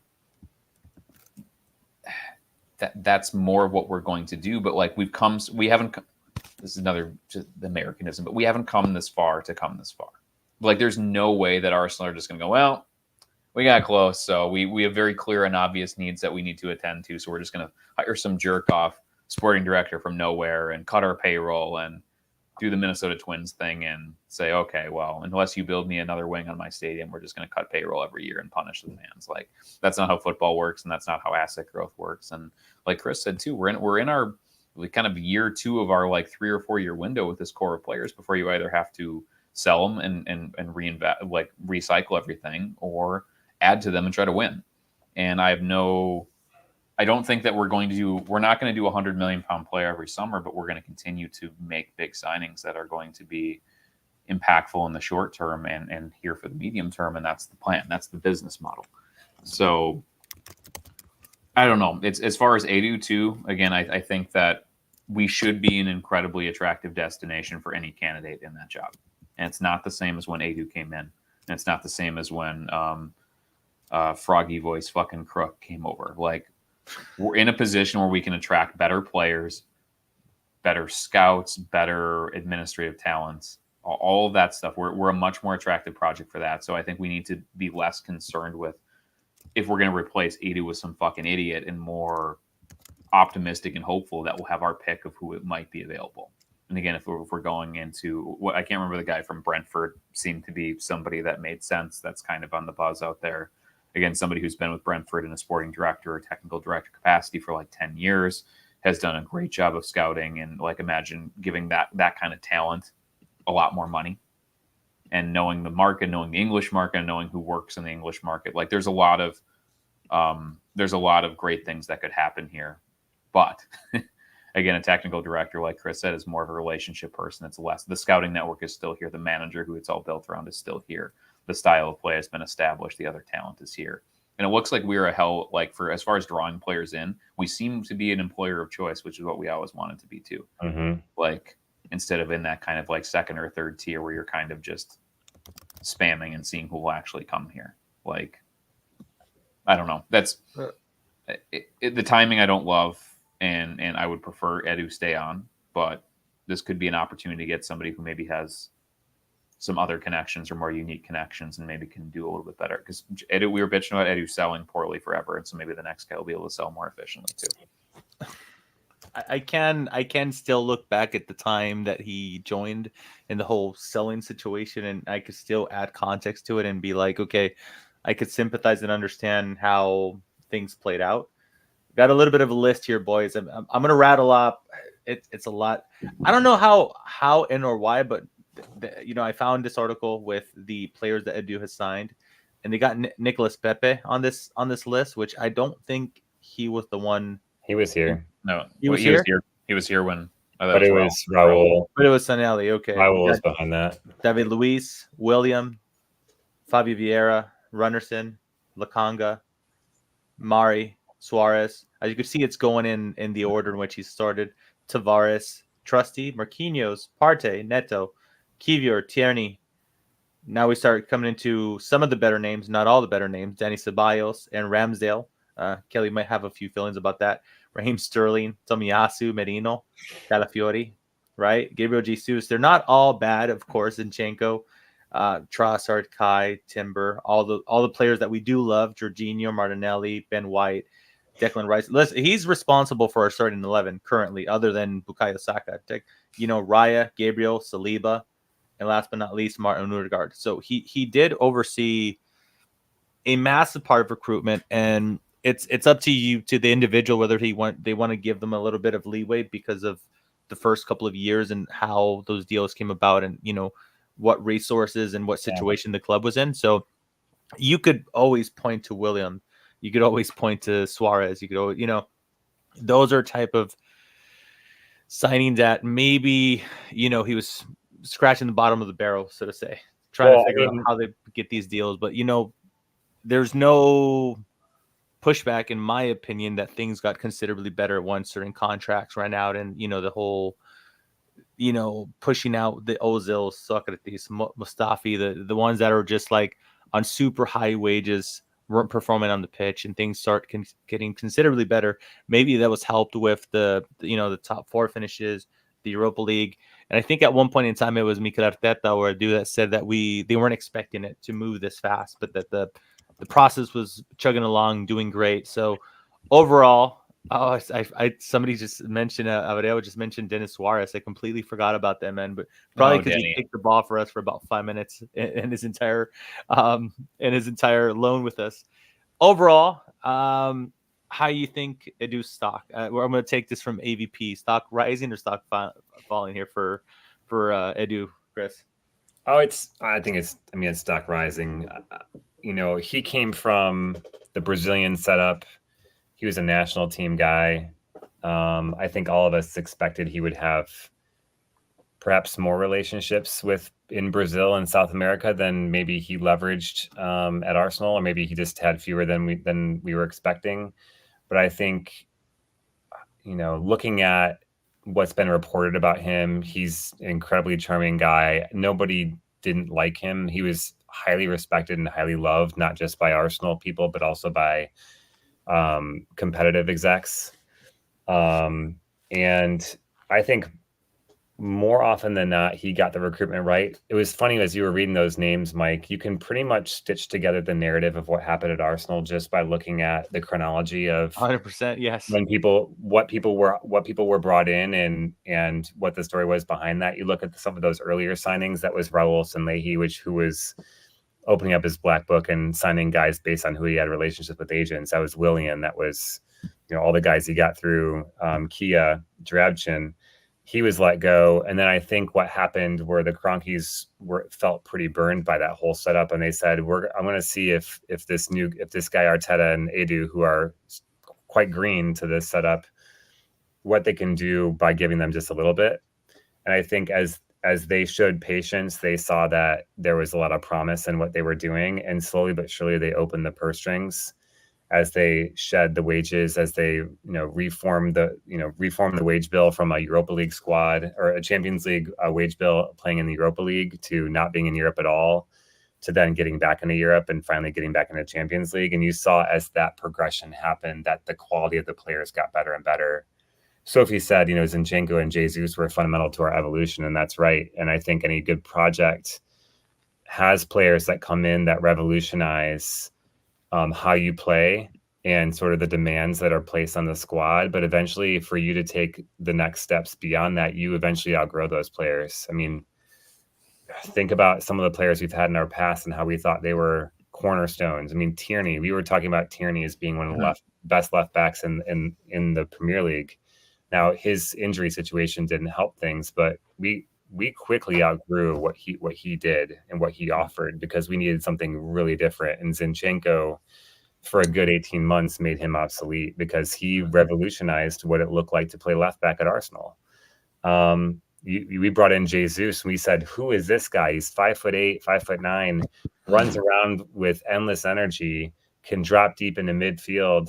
He can dribble past a bunch of guys. He can compete with 6'3" center backs for headers. He can stitch play together. He can run to the left and to the right and combine. And oh, by the way, he can score goals as well. And we'd never seen anything like that before. Now look at us. We don't even want to see Jesus on the pitch anymore. I mean, except for maybe garbage time. So every project, if they're evolving, it's so sad, legitimately. It is. We were going to discuss Zinchenko and Gabriel Jesus a little bit this podcast, but for the sake of time, because we don't want to do a 3-hour podcast, as Chris jokingly said earlier, it is quite amazing because they were transformative players, but unfortunately, like it literally felt like they were transformative players for like a season and a half to maybe 2 seasons, and then we blew right past them. Now Zinchenko, you could make an argument that we've been upgrading in that position, right? Timber, we didn't have him last season because of the injury. We have him back. We have Calafiori. Even Tomiyasu took Zinchenko's lunch, as I like to say, took his spot when he was fit. Yep. The 3 weeks he was fit. That's for you, Kelly. One was bad. That was that one period in January, I think. That one's for you. But the Gabriel Jesus thing is like shocking to me because he was still essentially meant to be the main man last season because Kai Havertz was brought in, as our left 8. And we tried and it didn't work out. Gabriel Jesus goes out injured. World Cup happens. He forces himself. He has to go into injury. He has to go into rehabilitation. He said all these great, beautiful things about having the preseason and how he looked fit, felt fit. He felt wonderful, played two games and everything went to shit again. And Zinchenko's, I was going to say, I'm sorry, Kai Havertz I was going to say he's stuck being a striker, but I mean, honestly, he's earned it. He's made that position into his own. He might not be playing in the most traditional manner. I will say, as much as we used to joke around saying that, Kai is a little goofy, you've been practicing that, Kelly. You're getting better at that. For as much as we joke around that he looks lanky and goofy when he does everything, he has started producing some really clean strikes nowadays. Thank you. The meme continues.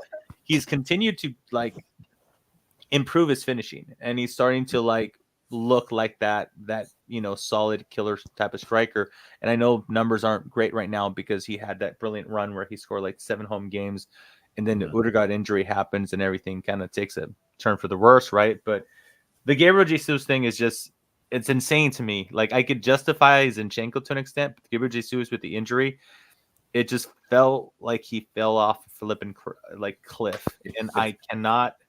It feels like I don't understand how this got this way.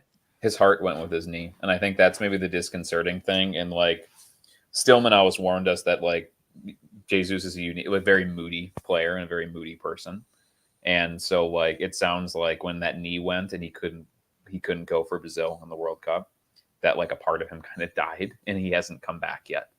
And I think, and here's one thing too, it's like one of those nebulous kind of fuzzy things, but like Arteta's like obviously a very passionate guy, and I think he brought in a lot of very passionate players, and very passionate, hard on your sleeve players aren't always great killers. and they tend to let their emotions take over. And if you have a fair amount of those players, I think it can rally people and bring people in play. But if you have too many of those, I think maybe some of our stresses and overreactions and gesticulations could be related to the fact that we brought in quite a few very emotional players. And I think maybe that's part of the overcompensation now too, where we kind of have like too many stoic players that are in here now. Like we brought in too many Trossards. Like there's Trossard and Marino and some of these guys that are not your stereotypical fire. But I think maybe to tie a bow on this entirely is like from the top is that like our balance isn't bad. It's just not exactly right. And I think that we're the classic Arsenal paradigm. Since we've all been Arsenal fans, Mikey, we're one or two of the right players away from winning everything forever. And no matter how shitty we were, we're always 1 to 2 players away. But like the porridge, like the spice and the chili is not quite right with the existing players we have, I think, for personality and style. But we've never been in a better position to understand and identify who those players are. And we've never, and since, I mean, the mid 2000s, we've never been a more attractive place to do that. And maybe since the Invincibles era, because now we can pay the wages, and we will pay the wages and transfer fees required, provided it's not Mbappe, or unfortunately now with all of his exploits in Europe, it's not Gyökeres, because I think maybe the super club's going to come in and ruin him now. Maybe we'll get him when he's 28 in a couple of years after he goes to Real Madrid and sits on the bench and then gets loaned out to like Porto or something. Maybe that's our time to strike. That's going to be who's the kid that Madrid wants to sell? Tchouaméni? He's going to be Tchouaméni. Yeah. There we go. He's going to be our next midfielder. I'll take him all day long. Yeah, we need attacking mid. I guess we need a Party replacement too. So Party's getting a new contract. Let's not fool ourselves. He's going to get a new contract. He's going to immediately fall off the steps and not play again. Don't say that, Kelly. Do you mean to tell me you're not going to get Tchouaméni and Alexander Isaac and Nico Williams this summer? No. I thought we were just going to raid the U.S. national team. That's I was going to say clearly we're not ambitious enough if we don't do Christian Pulisic, come on down. I would take Christian Pulisic right now, who is balling out of control right now with Milan. I got to tell you, he's in the Serie A team of the season right now with a bullet. He might be the best player in Serie A right now. Not named Nuno Tavares. I got to Pino. I mean, I wasn't expecting Milan to do as well as they did. To be completely honest, they're a little bipolar because they just had a shit show versus Napoli over the weekend, and then they come back and beat Madrid in the Bernabeu. So that was amazing in itself. Arteta potentially being heavily involved in the decision making for the director of football.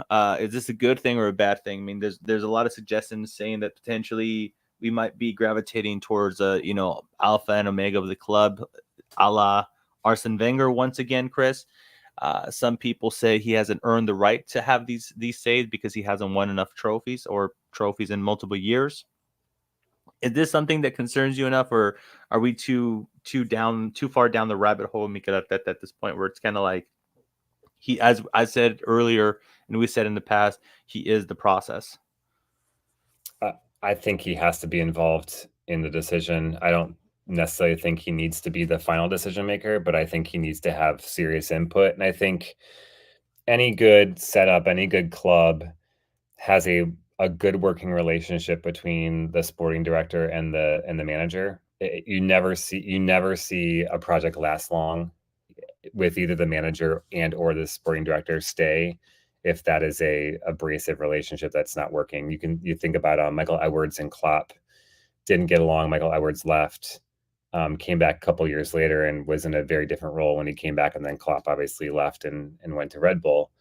There are plenty of examples where it just blows up and people leave and the project suffers for it. So I think he has to, again, not have necessarily the final say, because I don't think what I don't want is someone who just feels like they have to give in to whatever Arteta wants. I think the best relationship is is likely what was happening with Edu and Arteta, where there are times when Arteta wins out because he's the manager and he has to deal with the player, and there are times when Edu says, you know what, this is what we're going to do, and I have the blessing from the board, and we're going to bring this player in, and you're going to make it work. Famously, Klopp wanted, who did he want? He wanted Julian Brandt, and instead Michael Edwards says, no, we're giving you Mohamed Salah. Julian Brandt's a good player, but he's not Mohamed Salah. So if Klopp would have won out on that decision, I don't know that this would be Klopp Liverpool like we know him to be. Salah would have gone somewhere else and maybe done his thing and become a legend somewhere else. So I think you have to have that natural tension, that push and pull between sporting director and manager, but in a way that doesn't cause unnecessary and undue friction between the two, where they can both coexist and get the best out of each other, and where one doesn't necessarily always get his way at the expense of the other. And I think that's a tricky dynamic to foster and to enable, but you don't achieve that if you don't have the manager at least have some say in who comes in. So I think he needs to have some say, but again, as I said before, I don't think he needs to have the final say. Kelly, we're discussing if Mikel Arteta should be considered, or does it concern you, should I say, that Mikel Arteta might be the guy that, I don't know if makes the final decision, but has a heavy say. Chris pointed out that, it's best to work together. And I take your point, dude. It's funny you say that, Chris, because there's been a lot of chit chat that potentially Edu wasn't pushing back as much as potentially he should have with Mikel Arteta. So there's a small argument to be made that maybe he's already at that level, that the Wenger level, where he doesn't have a lot of people pushing back, saying no to him. So it's kind of interesting. You never know because you're not part of the boardroom, right? Yeah. I think it was James in Arsblog that mentioned that it was like a board thing. It was like 3 or 4 people on the board, and if one of them disagreed, they wouldn't sign a player. Which might explain why it takes us 3 months to wrap up one single deal.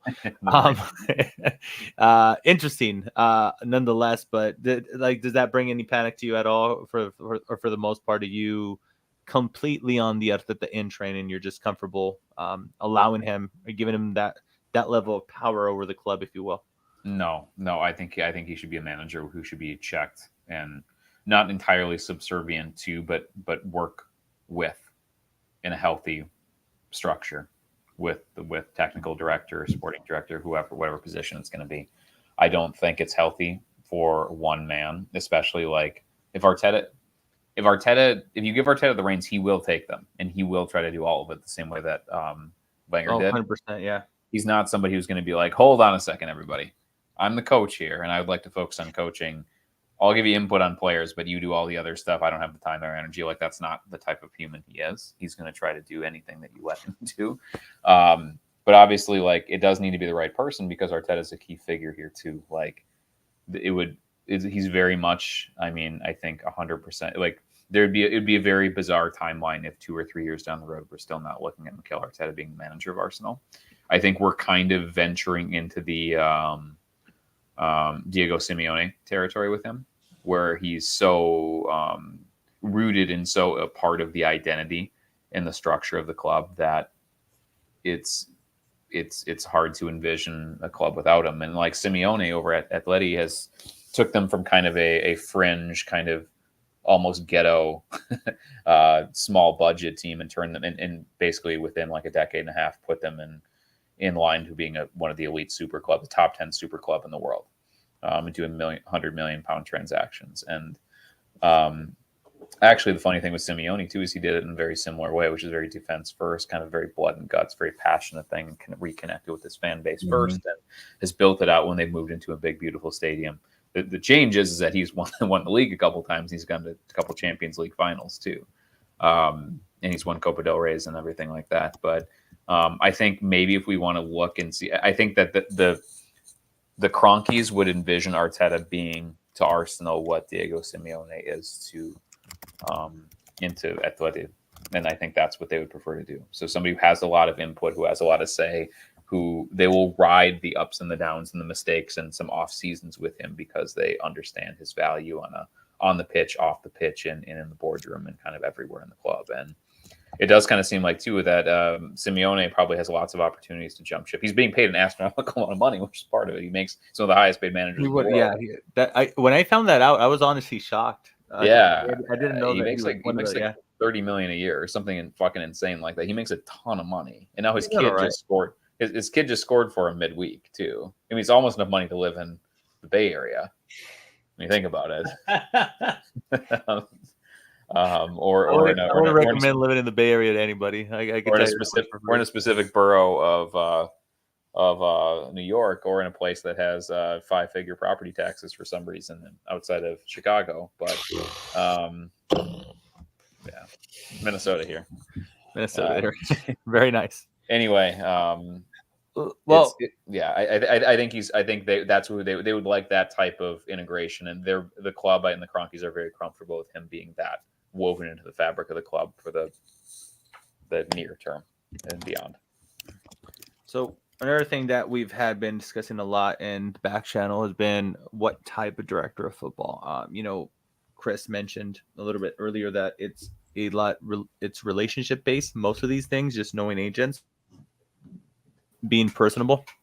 Something that by the way, something that I forget the name of the host of Arsblog, Andrew said in response to James, because it just, when James says he's really personable, opposed to other people in the club, it does kind of make it sound like everybody else is just a bunch of squares that have no personality. And thank goodness that Edu is there to charm things into negotiations. But we've been discussing about this because Mike McDonald's from Goonerstown, who writes Positive Needs and Hopes for as a blog, wonderful writer, love him to the death.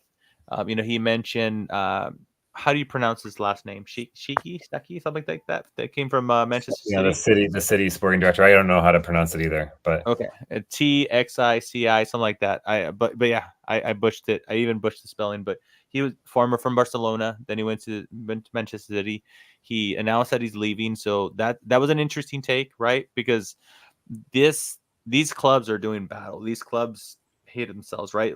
Just a few weeks ago, I saw a report saying that Arsenal are paying some substantial amount of money to send players to a specific school just to help poach young talent away from City. So they're doing everything they can on and off the field. Thank you. They just call him Trixie, is what everybody was telling me. Trixie. That should work. Actually, that works just fine with me, Trixie. But so we spoke about Dennis Bergkamp. He was at the club just a few days ago. So they're like, okay, speculation of an ex-player. So we don't know so much what he's done in the board, but I mean, charming as all hell, a footballing legend. Chris mentions, hey, he might be too old for a specific generation of players, depending on how much history they realize. If you bring me Dennis Bergkamp and you tell me he's gonna be the one that brings us Frankie de Jong, then sign him up and whatnot. But I don't know how much pull he really has. And then you start to think about another director of football, and you start thinking about the mid-table teams. You're like, well, okay, Brentford's unearthing gems. Watford, they have gems, but then you put yourself in a position of buying players for the Arsenal. We're no longer like Arsenal doesn't want Caicedo from Colombia. They want the Caicedo that was performing at Brighton. In a way, at least. How would I say this? You don't hear about certain players until they really hit it big. Like Gyökeres, if we would have bought him off of he played in the second division, right? I'm not crazy in this. Gyökeres did? Or did correct. Coventry. Yeah, Coventry. I tell you right now, if Arsenal bought Gyökeres off of Coventry, we're like, oh my God. Fucking Yankees. Fucking Yankees. They hate it. They have no ambition. Speaking of Yankees, did you know that the New York Yankees lost the World Series? Yeah, so we should talk about that more. I think we should talk about that more. Yeah, I think that's gonna be the end segment for the New Yorkers in the live chat. Abreu, be sure to stick around for that segment. You're gonna love it. But Yeah, man. I mean, look, I kind of, in a nutshell, I kind of recap some of the back channel conversation that we were having, and what we discussed with Mike McDonald. But where do you stand on this, man? Are you ridiculously interested in this, or are you kind of, as a club, do you think we're kind of almost fail proof with the people that we already have within the club, and that they've been doing such a good job? Who are you asking, Mike? Eeny, meeny, miny, mo, Chris. There you go. Damn it. This is the part of football that I think I'm most blind to. And I think fans in general are, just because I think it's not something that is widely reported in the press. The inner workings of the sporting director and what they do and how they do it and their style. And I think that's on purpose, right? Because clubs don't want those sorts of inner workings getting out in the media, and for competitors to know how they do their business and what kinds of relationships they're leveraging, et cetera, et cetera. I also don't think a lot of fans care, to be honest. So for me, I think it's a tough, I think Abreu said it in the chat. I think it's a tough sell, because I think anybody who comes in some ways is going to have a governor on him because of Arteta, and Arteta is going to have a lot of pull, a lot of influence in whoever comes in. So I think you're going to want to float it to some people that have quite a bit of experience at doing it at the high level, but I don't think I'm all that specific about who it is. I think I just want someone that I think has some sort of track record of success. Now, I think the interesting debate comes into play when you start talking about at what level, because Kelly, you've talked about the gentleman from Brentford whose name I'm forgetting. Me too. But a guy who's done it at a lower level, who knows how to spot talent, but maybe it's the talent that gets brought into a Brentford or a Brighton and then gets bought for big money by a club like Arsenal. Mm-hmm. Do they have the relationships? Do they have the influence? Do they have the network that can pull in not just the Brian Mbuemos, from 3 years ago, but can they pull in, the Brian Mbuemos when Brian Mbuemo hits, right? Yeah. And that's a question I don't know the answer to. I'm sure the club has a good perspective and point of view on that. So, yeah, for me, I don't even think it needs to be a club legend. I don't think it needs to be anybody who's even associated with the club necessarily. I think, Amy Lawrence made a point on Handbrake Off that one of the benefits, and I don't even know how it's a benefit, but I trust her judgment because she seems to know everything about Arsenal, that one of the benefits that Edu brought, in addition to being, loved by Arsenal people because he's an invincible, is that he put a very charming veneer on an executive level group of people at Arsenal that aren't all that lovable, that aren't all that appreciated or embraced by people outside of Arsenal. You think about Arteta. Everybody hates Arteta who isn't an Arsenal fan, and even some Arsenal quote unquote fans hate him. You think about Tim Lewis with the crazy hairline. Apparently his reputation is that of being a lawyer, and that people don't necessarily love the way he does business, but he's very effective at it.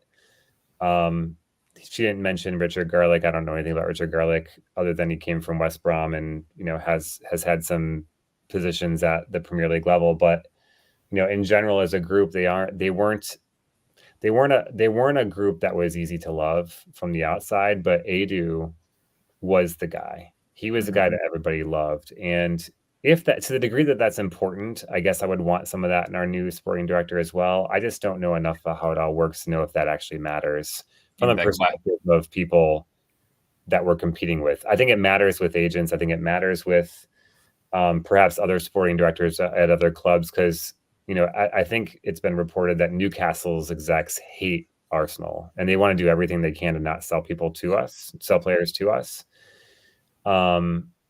I think, maybe Edu is the one that softens that up a bit. Once he leaves, maybe it's impossible to get players from Newcastle without throwing an extra 20% on top. But again, to the extent that matters, I want it. I just don't know how much it matters, to be honest. Yeah, I think you want that class president energy, kind of, which Edu had in spades. Yep.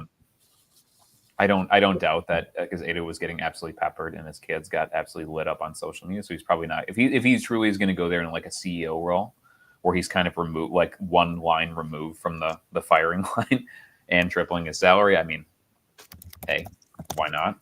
overseeing multiple clubs and kind of like a kind of a growing club behemoth in the same vein as the City Football Group and Red Bull and all that.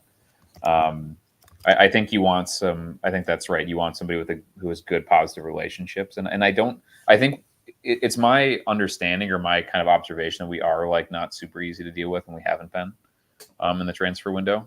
Basically, I don't think we're mugs anymore, which we obviously were under Raul Sanyehi, who is. I mean, it sounds like he laundered some of the Pepe money, which is why like it's literally the equivalent of us going and like spending 190 million for Gyökeres and then him just keeping a bunch of it. Like, as long as we avoid like giant landmines with signs on it saying like, "Hey, step here and your leg will explode." Like, don't do that. I think we'll be okay. And I think that's maybe my headspace. I had this inferiority complex as an Arsenal fan because we were down so bad. We were like a really great, and then like almost my entire fandom because of my access in here in the middle of the United States, it was like above average, like fringe top 4. And then the bad times happen. And so that's what I know. So like, this is by far the maybe that's why I fight and kind of I can't hook up with the fucking truthers and like the blood and guts, we suck people. It's like, this is literally by far the most efficient, effective, and the best Arsenal I've ever known as a fan. And I'm almost 40 years old because I just haven't had the access. And so in the last 2 decades, I mean, basically since 20 years ago, this is the best we've been at the club. So we got to understand that like we are in London, we have a lot of money, we're a prestige kind of a fringe top 5 club in the world right now. Like, you can recruit executive talent in the same way that you can recruit playing talent. And if we're kind of pleasantly surprised by the level of player that seem to want to come here now, like that's the type of executive that's going to want to come here too, because of the influence and because it's not a fucking disaster anymore. And I think maybe one of the biggest things that we have, and I don't doubt that the Kroenkes have this feeling too, is that the Kroenkes are going to be loyal and appreciative of the player, the people in upper management and on pitch management that took us from a laughing stock to a legitimately high quality team that people hate and troll now because we're relevant. Like, we were getting ignored before. We were beneath the eye of jokes. People felt bad for us as Arsenal fans when we were like in the teens.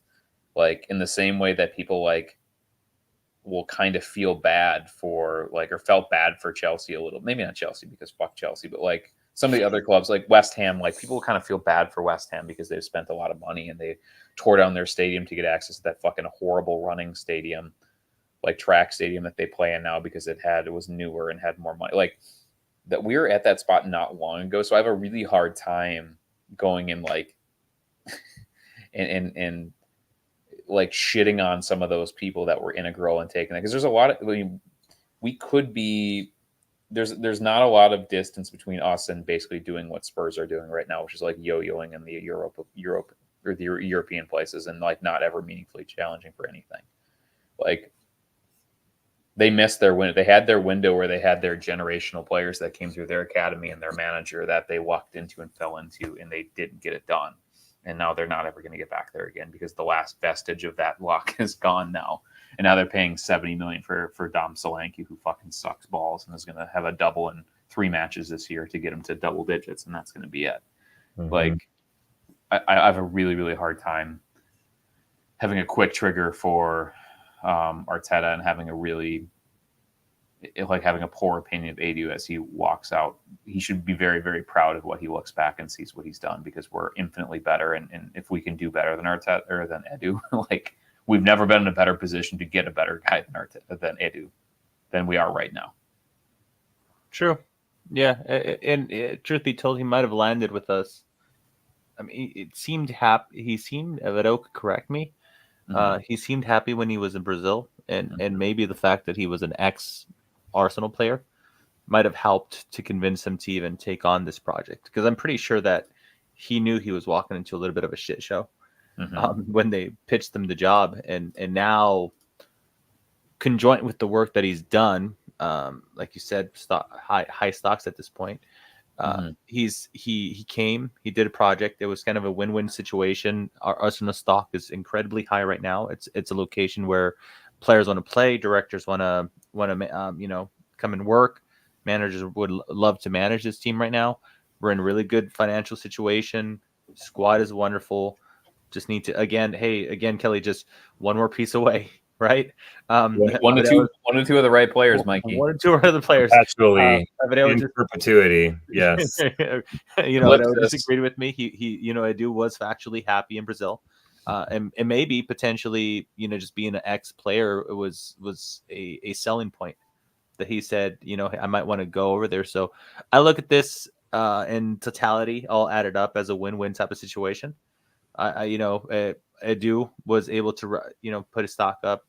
Arsenal was able to go back to being challengers, and to the point where we are at where I guess we were in Arsene Wenger's first 10 years.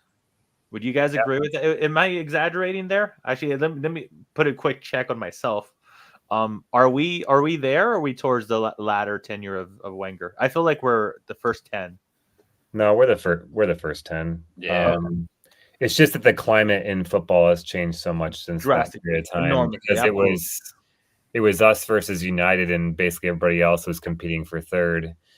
And now it's one of 4 teams that can probably legitimately win the league, or at least, if City has a down year, we're one of 4 teams that can win the league. So if and when City go away, it's going to be the most watched and the most entertaining and the most engaging Premier League English top flight we've ever seen.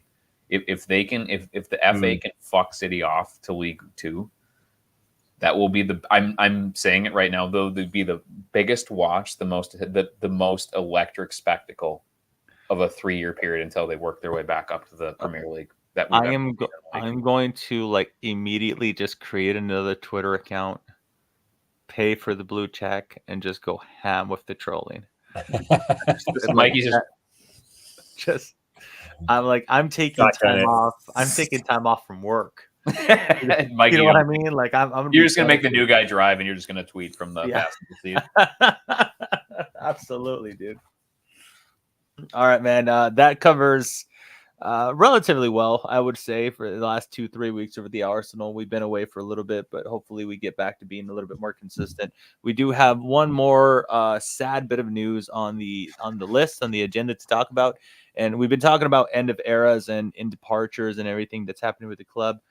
Unfortunately, with deep sorrow and regret, dear listener, I have some bad news for you, and that is that Sebi has decided to step away from the podcast for a period of time. To be completely honest with you guys, I don't know if it's permanent. I don't know if it's temporarily, but I do know 100% he wants to stay the flip away of the Arsenal in the PGMOL. Essentially, we spoke about this many a times and several times in the last couple of seasons, actually, in which the product that the Premier League is creating it's really shit, and it is a really difficult thing to be so close. I mean, they literally apologized to us 3 times last season. We could have won the league if the linesman and the flippin' assistant linesman would have remembered to draw a line versus Brentford. Those type of things. I could fully understand how it could, I'm going to say, ruin the spectacle. It's going to ruin your mood. And if you're, deep into football, and I'm sure if you listen to us rambles for 2 hours every week, I'm sure you're very deep into the Arsenal. To have that massive buildup and to sit down knowing that you can't fully viewing a fair or feel, at the very least, you can't view a sporting competition because you go into these games just expecting the PGMOL and the refs to potentially fuck something up.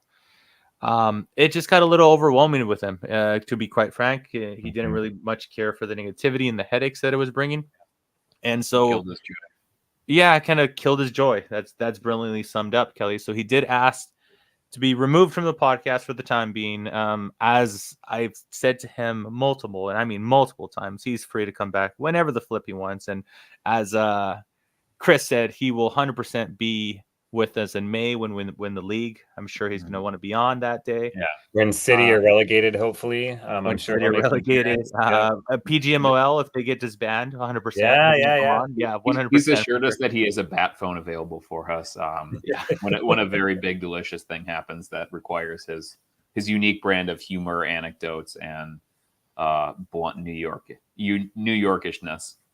He's still in our back channel, by the way, too. So this is not like a loss of a friend. It's just a loss of a pod mate for the time being. Yeah, he got tired of Avedeo bullying him with Brazil. He got tired of me wearing the Dodger cap. After that Mets Dodger series, he never fully recovered. Got tired of Chris and my hair. Yeah. So, and Mikey has great hair too. This is we really put him in a spot. I think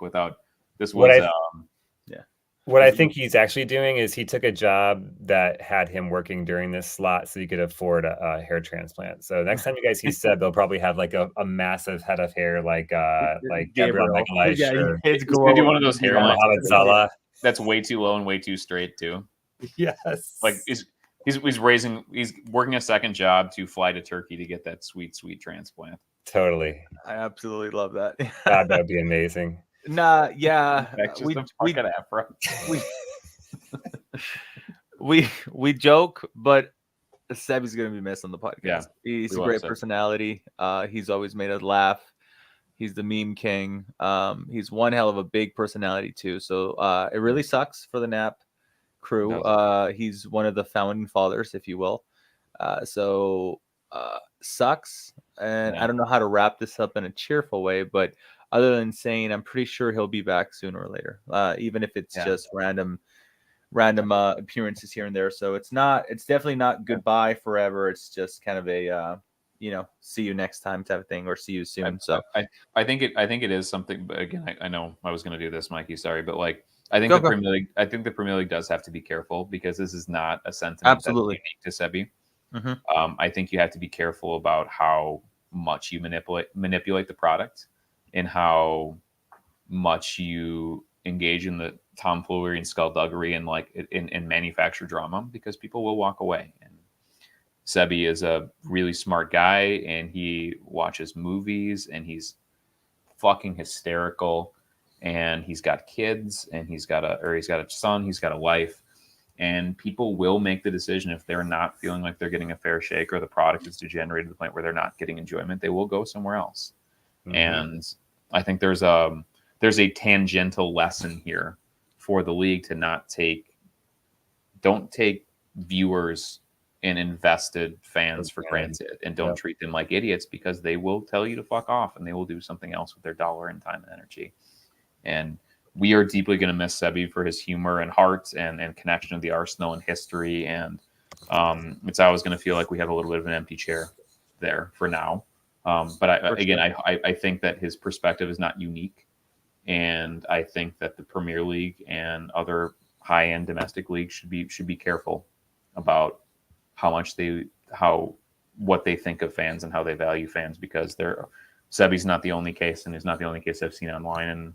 And I hope that he can kind of replug in his heart at a time where it's a little bit easier to do so, while balancing all the other stuff that you have to do in life. So 100%. Well said. Yeah. All right, boys. Again, sorry, dear listeners, for the view in live chat. Seems baffled as well. Sorry we couldn't end this in a super upbeat, laughing matter as we always. But it is truly a sad moment for the not only the channel, but 3 individual human beings right now, because we're gonna miss them. Yeah, we absolutely demand guest stars in the ilk of Dennis Suarez. Don't worry about it. We got that covered. We're gonna get the original R9 on the podcast. That's why we're inviting you in the pod next, Abreu. There you go. Yeah. You're our Dennis Suarez, Abreu. Exactly. You are the Dennis Suarez. I like that. This has been not another Arsenal podcast, and a Arsenal pod on the Twitters. You can find us on YouTube, Spotify, and iTunes, Apple Podcasts. They don't call it iTunes anymore. I'm showing my age for real right now. Dear listener, no, we're not going to sign Gyoka to stop that. Find a new celebration, Kelly. That is Chris, Quest Suburban FC, Kelly, South Metro FC, Mike Cruz AFC on the Twitters. Boys and girls, till next time, later. Right foot this time, Martin Odegaard. Zinchenko from Ketchia's in it for Martinelli tiptoeing in. Predatory, perfect. There is a gorgeous arrogance about Arsenal now. It really is. They are enjoying every second of this.